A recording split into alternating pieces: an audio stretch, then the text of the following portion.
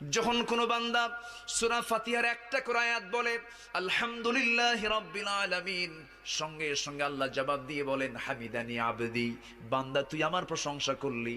আর রহমানির রহিম যখন বলে আল্লাহ বলেন আসনা আলাইয়া আবদি। মালিক ইয়াউমিদ্দিন যখন বলে আল্লাহ বলেন মাজ্জাদানি আবদি।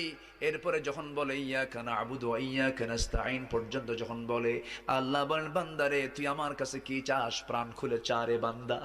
ইহদিনাস সিরাতাল মুস্তাকিম থেকে শুরু করে নিয়া ওয়ালাদ-দাল্লিন পর্যন্ত রোজা রাখো, নামাজ ধরো, আল্লাহর কোরআন পড়ো, মন দিলটা ফ্রেশ কইরা দুটি হাত তোলো।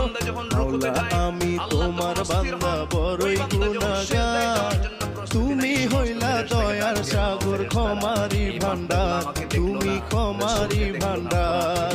একটি বছর পরে এলো পবিত্র রমজান, মুমিন